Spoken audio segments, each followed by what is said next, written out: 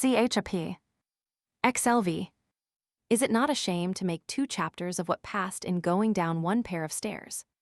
For we are got no farther yet than to the first landing, and there are 15 more steps down to the bottom, and for aught I know, as my father and my uncle Toby are in a talking humor, there may be as many chapters as steps.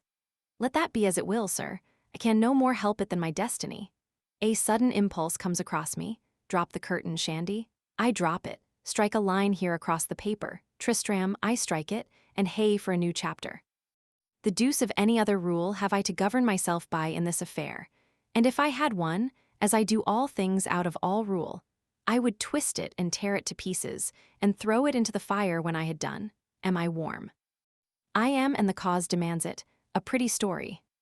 Is a man to follow rules, or rules to follow him? Now this, you must know, being my chapter upon chapters, which I promised to write before I went to sleep, I thought it meet to ease my conscience entirely before I laid down, by telling the world all I knew about the matter at once. Is not this 10 times better than to set out dogmatically with a sententious parade of wisdom, and telling the world a story of a roasted horse?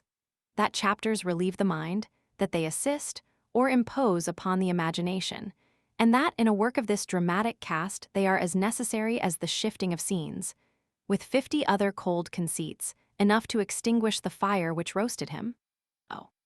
But to understand this, which is a puff at the fire of Diana's temple, you must read Longinus, read away. If you are not a jot the wiser by reading him the first time over, never fear. Read him again. Avicenna and Leistus read Aristotle's Metaphysics 40 times through a piece, and never understood a single word. But mark the consequence.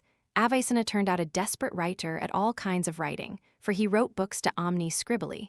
And for Leistus, Fortunio, though all the world knows he was born a fetus, of no more than 5 inches and a half in length, yet he grew to that astonishing height in literature, as to write a book with a title as long as himself.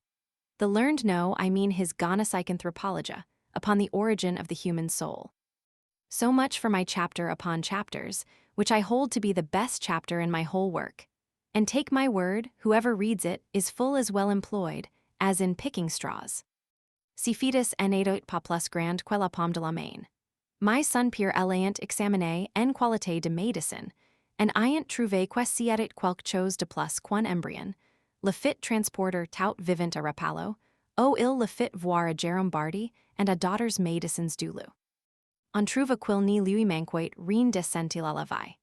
And son Pierre pour faire voir un essai de son expérience entreprit d'écrire à l'ouvrage de la nature, and de travailler à la formation de l'enfant avec le même artifice que celui dont on s'exerce pour faire éclore les poulets en Egypte. Il instruisit une nourrice de tout si quel avoid à faire, and ayant fait metter son fils dans un pour proprement accommodé, il russit à l'élève, and a lui faire prendre ses accroissements nécessaires. Par l'uniformité d'une chaleur étrangère mesurée exactement sur les degrés d'un thermomètre, ou d'un autre instrument equivalent. Vidi mech. Giustinian, ni gly scrit. Liguria cart. 223. 488.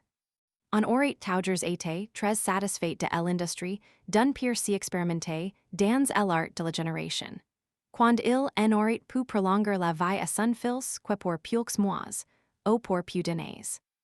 Mais quand on s'y représente, que l'enfant a vécu prise de 80 ans, and quil accompassé 80 ouvrages différents tous fruits d'une longue lecture.